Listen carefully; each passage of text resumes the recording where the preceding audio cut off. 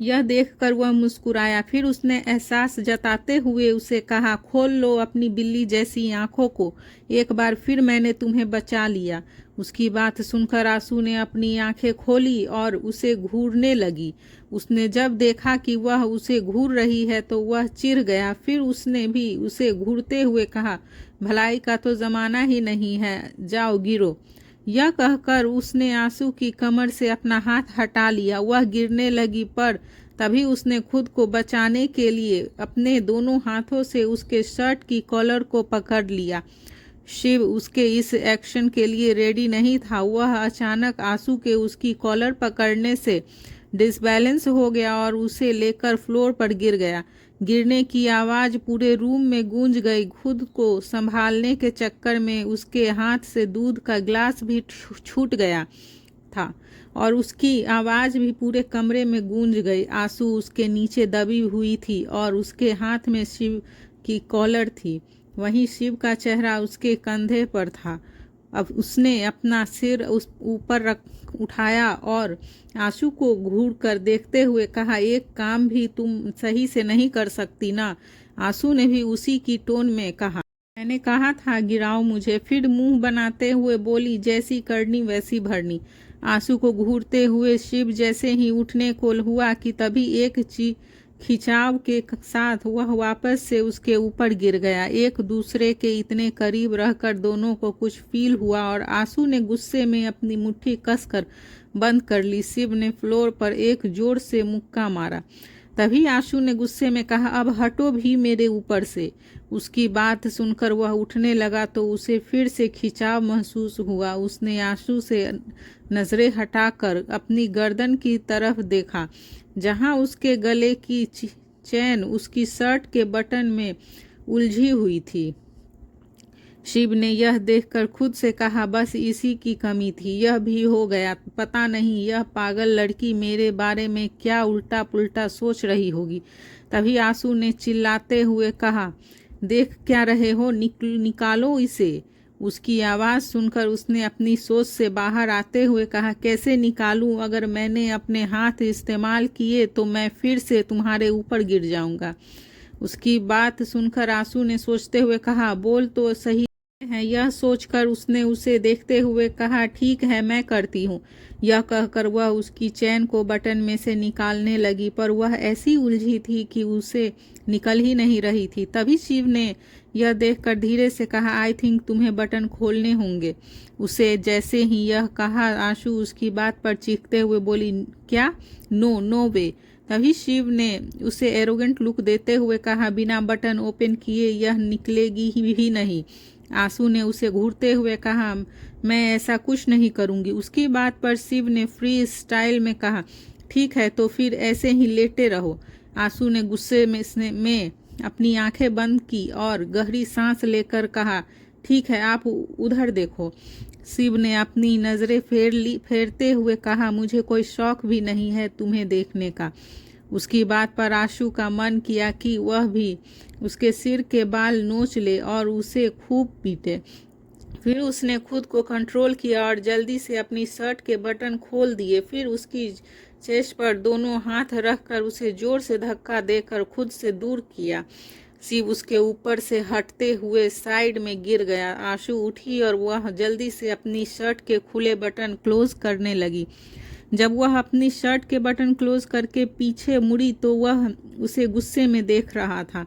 आंसू ने भी गुस्से में देखा और फिर दूध का गिलास गिरा हुआ ग्लास उठाया और उसे शिव के ऊपर फेंक कर भाग गई। इससे पहले कि वह ग्लास उसके सिर पर लगता, शिव ने जल्दी से ग्लास को कैच कर लिया और उसे भागते देखकर कहा, इसे तो मैं नहीं छोड़ूंगा। सुबह के वक्त ब्रेकफास्ट टेबल पर सब सुहानी की खातिरदारी में लगे थे, जिसे देखकर अब उसका सिर दर्द करने लगा था। सुहानी कभी अपनी प्लेट में रखे खाने को देखती तो कभी उन तीनों को, जो उनकी प्लेट में खाना ठूस ठूस कर भरने के बाद उसे अपने दांत दिखा रही थी। फिर उसने तीनों को देखकर खुद से कहा, इन्हें तो मैं देख लूंगी, इतना ही ठूस ठूस कर इन्हें भी खिलाऊंगी जब इनकी बारी आएगी। फिर उन्होंने मुंह बनाकर बेचारी से कियान की तरफ देखा, जो उसे देखकर मंद मंद मुस्कुरा रहा था। सुहानी ने आंखों के कुछ इशारे किए तो कियान ने अपनी पलकें झपकाकर ओके कहा और फिर उसने उसकी प्लेट से खाना कम कर दिया। शिव ने यह देखकर तपाक से कहा, भाई यह क्या कर रहे हो आप? भाभी को यह सारा खाना है, आपने उसका खाना कम क्यों कर दिया? उसकी बात का जवाब देते हुए ऐश्वर्या ने कहा, बेटा सुहानी को एक साथ इतना खाना नहीं खाना है, उसे हर 2-3 घंटों में थोड़ा थोड़ा खाना खिलाओ। पर आंटी ऐसे क्यों? शिव ने मासूमियत से सवाल किया। तभी ऐश्वर्या ने उसे समझाते हुए कहा, वह इसीलिए बेटा क्योंकि बेबी को भी स्पेस चाहिए होता है और एक साथ इतना सारा खाना खाने से डाइजेशन में भी प्रॉब्लम हो जाती है। यह सुनकर शिव ने कहा, ओके। फिर वह सबके साथ बैठकर ब्रेकफास्ट करने लगी। शिव जब रेडी होकर नीचे आया तो सबको ब्रेकफास्ट करते देखकर वह भी उसके पास चला गया, पर उसे अपने लिए स्पेस नहीं दिख रही थी। तभी सोचते हुए उसने खुद से कहा, यह सही है, सब अपने खाने में लगे हैं, किसी ने भी मेरे बारे में नहीं सोचा। मैं अब कहाँ बैठकर ब्रेकफास्ट करूं? सबके सिर पर। यह कहकर उसकी नज़र आंसू पर गई और बड़े आराम से ब्रेकफास्ट कर रही थी। शिव ने उसे देखकर मन ही मन खुद से कहा, मुझे परेशान करके कितने मज़े से ब्रेकफास्ट कर रही है यह पगलेट लड़की, अभी बताता हूँ इसे। यह कहकर वह उसके पास चला गया। स्वाति आशु के बगल वाली चेयर से उठी। यह देखकर शिव वहां झट से बैठ गया। आशु का पूरा ध्यान ब्रेकफास्ट करने में था। उसे नहीं पता था कि 2 आंखें उसे ही घूर रही है। फिर शिव उसे देखकर स्कास्टिंगली मुस्कुराया और अपना एक हाथ डाइनिंग टेबल के नीचे ले गया। आशु का एक हाथ टेबल के नीचे था। तभी शिव ने टेबल के नीचे से ही उसका हाथ अपने हाथ में कसकर पकड़ लिया। यह देखते ही वह एकदम से चौंक गई और बगल में बैठे शिव को गुस्से से देखने लगी। शिव उसे स्माइल करते हुए देख रहा था। उसकी आंखों में एक चमक थी। आशु को परेशान करने के उसे बहुत सी खुशी मिल रही थी।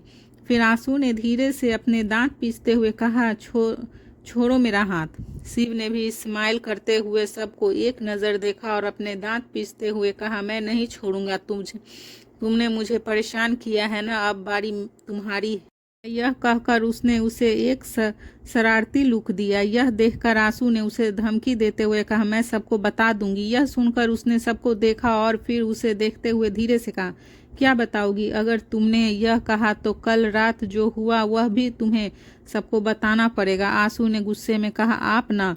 हाँ मैं क्या? शिव ने कहा और उसे देखने लगा।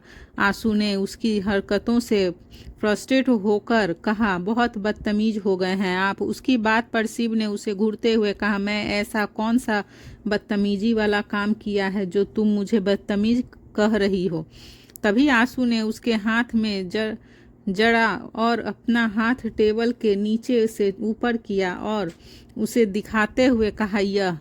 उसने यह इतनी जोर से कहा था कि शिव के साथ बाकी सब भी उसने देखने लगे, पर वह सभी शिव के हाथ में उसका हाथ देखते उससे पहले ही उसने जल्दी से आशु का हाथ छोड़ दिया और बाकी सब की तरह वह भी अपने चेहरे पर क्वेश्चन मार्क लिए उसे देखने लगा और फिर उसे देखते हुए ही कहा, क्या तुम ठीक हो? तुम ऐसे क्यों चिल्लाई? क्या तुमने भूत देख लिया? यह कहते हुए उसके होठों पर शरारत भरी स्माइल थी। बाकी सब भी उसे शिव की तरह ही सवाल करने लगे। आशु ने सबको देखा और हल्की सी स्माइल करते हुए कहा, कुछ नहीं। उसे ऐसे परेशान देखकर शिव को बड़ा ही मज़ा आ रहा था। तो वहीं आशु उसे खा जाने वाली नज़रों से देख रही थी और उसे देखकर खुद से बोली, नेवला, गलत नाम रखा है मैंने इसका, यह तो गिरगिट है, गिरगिट, रंग बदलने में एक्सपर्ट।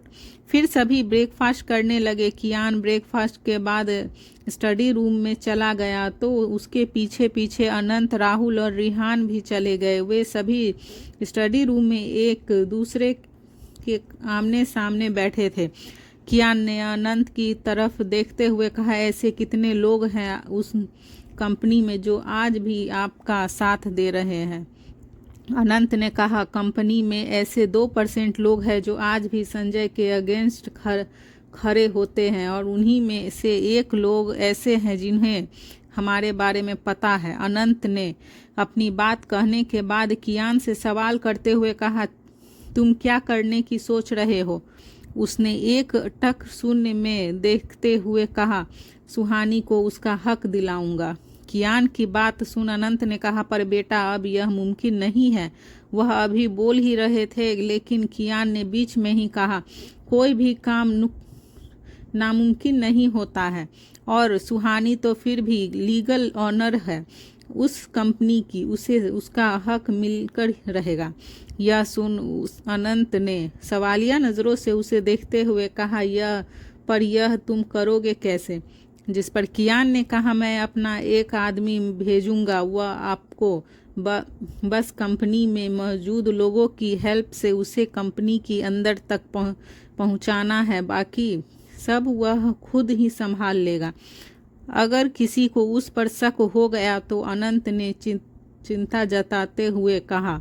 उसकी बात पर कियान ने होठों को तिरछा करके मुस्कुराते हुए कहा, जब आज तक राघव को उस पर शक नहीं हुआ तो उन्हें कैसे होगा?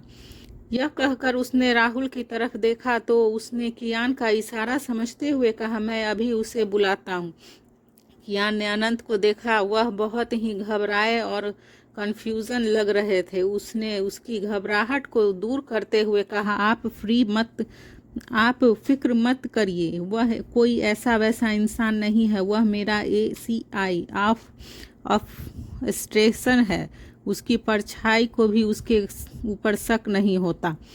अब जब कियान ने अपने उस आदमी को अपना हुक्म का इक्का बताया है तो जाहिर सी बात है वह कोई ऑर्डिनरी आदमी तो नहीं होगा। अब सभी उसे देखने के लिए क्यूरियस हो रहे थे। राहुल की तरह ही अर्पित को भी कियान ने 15 साल की उम्र में अपने चाइल्ड फाउंडेशन से गोद लिया था। एक लड़का जो खुद उस समय 19 साल का था, वह अपने साथ एक भरोसेमंद आदमियों की टीम बना रहा था। राहुल और अर्पित दोनों एक ही चाइल्ड फाउंडेशन में थे जिसकी नींव अधिराज ओबरॉय ने रखी थी।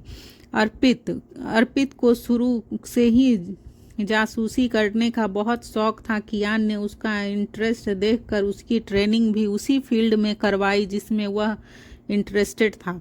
आज तक वह कियान की तीसरी आंख बनकर उसके लिए उसके दुश्मनों की गैंग में शामिल होकर काम करता रहा था। अर्पित आज तक अपने सभी मिशन में सक्सेसफुल रहा था।